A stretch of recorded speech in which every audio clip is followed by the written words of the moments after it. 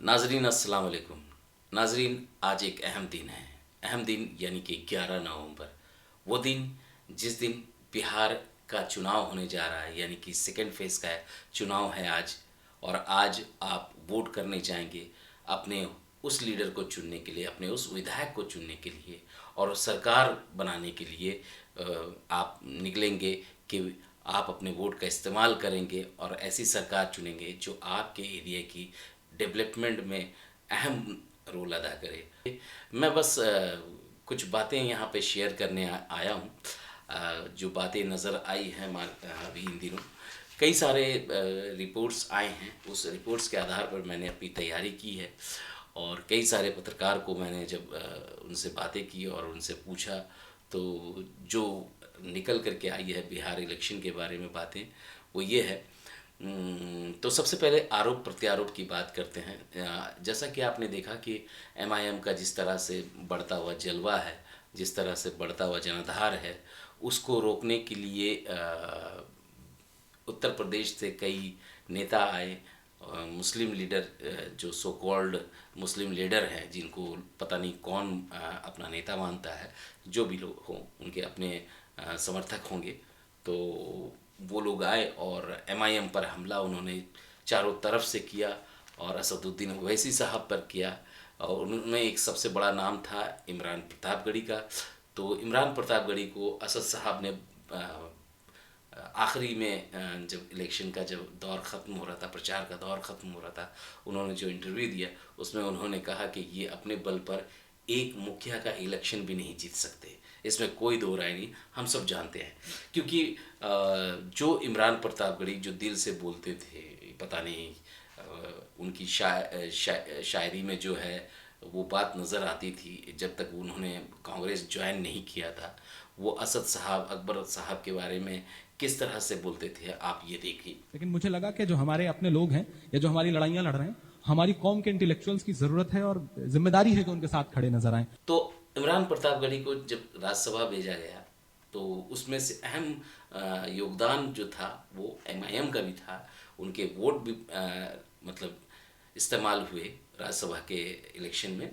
तो ये मतलब एहसान फरामोश जो हैं वो मतलब मुकर गए और अब वो कांग्रेस की तरफ से अटैक कर रहे हैं असद साहब पर। और ये इनको ज़रा भी मतलब इमरान प्रतापगढ़ी को दिल में आती होगी बातें कि मैं यही शख्स को मैं क्या कहता था और आज मैं इनको बेसिर पैर की बातें करके मैं इस तरह से इल्ज़ाम लगा रहा हूँ। तो दोस्तों, आप खुद फैसला करें कि इमरान प्रतापगढ़ी ने क्या किया है, क्या सही किया। आप कमेंट्स में ज़रूर बताएं।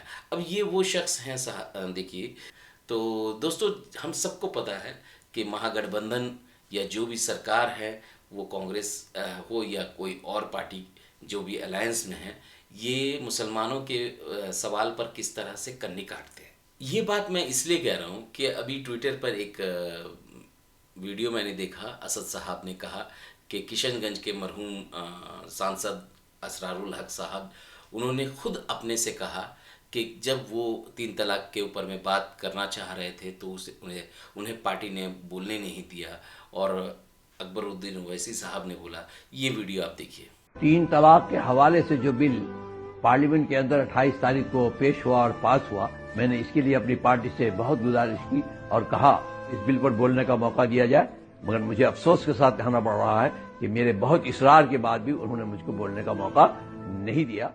अब आप ही फैसला कीजिए दोस्तों, आप खुद समझ सकते हैं कि कौन आपकी बातें करता, आपके हक की लड़ाई लड़ता है। यहाँ सबूत है, किशनगंज के जो सांसद मरहूम नहीं रहे, उनकी ज़बानी है ये बातें।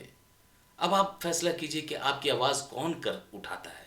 और क्या हम फिर भी मतलब कांग्रेस को ही वोट करते रहें, महागठबंधन को वोट करते रहें, वो हमारी बातें नहीं करें, हमारे नाम आते साथ उनको सुनाई नहीं देता है। ये देखिए, एक नया वीडियो आया है, ये अखिलेश यादव जी का। तेलंगाना के सीएम कह रहे हैं कि कांग्रेस का मतलब मुसलमान, मुसलमान का मतलब कांग्रेस। तो यूपी में सर मुसलमानों की आबादी है और आप ये अल्पसंख्यक हित की बात कर रहे हैं। क्या समाजवादी पार्टी को भी माने कि मुसलमान मतलब एसपी, एसपी मतलब मुसलमान? अरे अपना चैनल का नाम तो बता दो। IBC 24। ये मैंने कभी सुना नहीं, सुना नहीं मैंने। देखा दोस्तों आपने, इनको जब मुसलमानों के बारे में पूछा गया, ड्रामा शुरू कर दिया इन्होंने नाम लेते साथ, तो सोचिए आपके नाम आते साथ ये कन्नी काट लेते हैं, और आप चाहते हैं कि सिर्फ बीजेपी को हराना है। देखिए, बीजेपी हारे या जीते ये आपके हाथ में नहीं है, वो अल्लाह के हाथ में है। तो आप ये तय मत कीजिए कि आपको बीजेपी और मतलब उनके गठबंधन की रस्साकसी तो जारी है। देखिए, खेला अभी होने वाला है। 14 नवंबर को 10 बजे से 11 बजे के बीच सबके 12 बजने वाले हैं। बीजेपी को खुद पता है कि वो अकेले दम पे बिहार में सरकार नहीं बना सकती। ये बात मैं इसलिए कह रहा हूँ क्योंकि बीजेपी को 101 सीट मिली है लड़ने के लिए, और 101 सीट दिया है उन्होंने जेडीयू को। अब आप खुद बताइए, अगर जेडीयू को कुछ एक सीट आती है और बीजेपी को ज़्यादा सीट आती है, तो आप ये जान लीजिए कि बीजेपी जो है वो नीतीश कुमार को मुख्यमंत्री बनाने नहीं बनाएगी, ये तय है। क्योंकि जब अमित शाह को पूछा गया, अमित शाह ने अभी इंटरव्यू में कहा, ये देखिए आप तो वही मुख्यमंत्री बनेंगे अगर आप जीतेंगे? अरे भाई, अभी नीतीश जी के नेतृत्व में ही हम चुनाव लड़ रहे हैं। तो देखिए, अमित शाह कह रहे हैं कि उनके नेतृत्व पे, यानी कि नीतीश कुमार के नेतृत्व में हम इलेक्शन लड़ रहे हैं, अभी चुना नहीं है मुख्यमंत्री। लेकिन जब मुख्यमंत्री की बात आएगी तब ये कन्नी काटेंगे, वहाँ से ड्रामा शुरू होगा। और विधायक दल के नेता जब चुने जाएंगे, कोई और चुना गया, तो वहाँ नीतीश कुमार वापस किसी और जगह पे पहुँचेंगे, और फिर वहाँ पे गठबंधन के साथ में हो सकता है कि बातें हो। ये एक मतलब नैरेटिव चल रहा है कि इस तरह से भी हो सकता है। वहीं बीजेपी भी कोई कच्ची खिलाड़ी नहीं है। बीजेपी अगर 101 सीट पे लड़ रही है तो उसको पता है 101 सीट पूरी की पूरी तो वो जीत नहीं सकती, तो बहुमत के लिए 122 सीट चाहिए। तो उसके बाकी जो रामविलास पासवान जी की पार्टी है और हम पार्टी है, इनमें से जो 2, 4, 5, 10 सीट आएगी उसको मिला करके फिर भी नहीं हो पाएंगे इनके सीट, तो ये जेडीयू की ही मतलब जो है पार्टी से विधायक को तोड़ेंगे।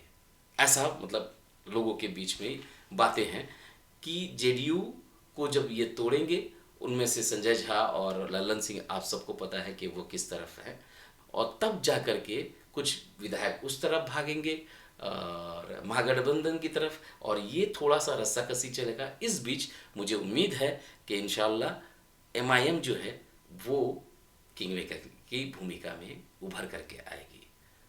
तो ये एक नैरेटिव चल रहा है। तो ये देखिए, ये जो विश्लेषण हुआ है उससे आप अंदाज़ा लगा सकते हैं। तो आप तय मत कीजिए, आप अपना कायद चुनिए, अपना कायद खड़ा कीजिए। आप देखिए कि आपकी ताकत कितनी है। सिर्फ एक वोट भी बहुत अहमियत रखता है। मैंने बस कुछ एनालाइज किया था, उसके आधार पे मैं ये कह रहा हूँ कि एमआईएम को लगभग जो मैंने कई लोगों से बातें की उसके आधार पे बात कर रहा हूँ कि लगभग 11 से 12 सीट आ रही है एमआईएम को इंशाअल्लाह। तो आप समझ सकते हैं कि ये कितना अहम रोल अदा करेगा सरकार बनाने में। आप सरकार बने ना बने छोड़िए, क्योंकि देखिए एक चीज़ आप इस बात को समझिए कि तेजस्वी यादव सबसे ज़्यादा सीट लेकर के लड़ रहे हैं, तो सबसे बड़ी पार्टी का बनने का भी चांसेस उनका ही है सबसे ज़्यादा है। कांग्रेस और सीपीआई सीपीएमएल जो हैं उनके तरफ से जो लगभग 100 सीट के आसपास जो मिला है वो उसमें ख़तरा है, और वहाँ पे बहुत सारी सीटें जो है वो कम चांसेस हैं कि मतलब वो निकाल के लेके आ पाएँ। तब जा कर के ऐसे वक्त में आपको एमआईएम जैसे पार्टियों की ज़रूरत पड़ेगी और एमआईएम किंग मेकर की भूमिका में आएगी। देखिए सीमांचल में तो डेंट लग गया है, ये तो तय है। जो हम लोग देख रहे हैं जिस तरह से पब्लिक के बीच में मतलब लोगों का मतलब रिस्पांस आ रहा है एमआईएम को लेकर के। हालांकि जो मतलब लिबरल मीडिया है, जो लुटियंस मीडिया है, वो एक्सेप्ट नहीं कर रही है। मैंने कई वीडियो देखा है और मैं देख रहा हूँ, और मैं वीडियो इलेक्शन के बाद बनाऊँगा, काउंटिंग के बाद बनाऊँगा कि ये लोग एमआईएम को कहते थे कि नहीं इस बार एमआईएम को सीमांचल में वोट नहीं मिल रहा है, लेकिन ये झूठे साबित होंगे, ये इंशाल्लाह मैं कह रहा हूँ और आप भी जानते हैं अच्छी तरह। तो दोस्तों इलेक्शन बहुत ही इंटरेस्टिंग मोड़ पर है, क्योंकि जहाँ महागठबंधन कई इलाके में अच्छा प्रदर्शन कर रही है, तो वहीं बीजेपी भी कई इलाके में अच्छा प्रदर्शन कर रही है। जहां महागठबंधन सीमांचल जैसे एरिया में अपना ख़राब प्रदर्शन कर रही है, तो वहीं पर जहां उसको डेंट लगा है, तो वहीं बीजेपी का जो गढ़ माना जाता है चंपारण, तो वहां पर बीजेपी इस बार कमज़ोर नज़र आ रही है। तो इस तरह से मतलब जो है कुछ उथल पुथल हो रहे हैं, और मुझे उम्मीद है कि इलेक्शन वाले दिन जो है, जो काउंटिंग वाले दिन हैं, वो आपको 10 से 11 बजे का इंतज़ार करना चाहिए। बहुत उथल पुथल होगी, और कहीं ऐसा ना हो कि जो बिहार में होगा उसकी धमक केंद्र तक पहुंचेगी। क्योंकि ये बात इसलिए मैं कह रहा हूँ क्योंकि एनडीए के बीच में सब कुछ ठीक नहीं है, ये तो आप सब लोग जानते हैं।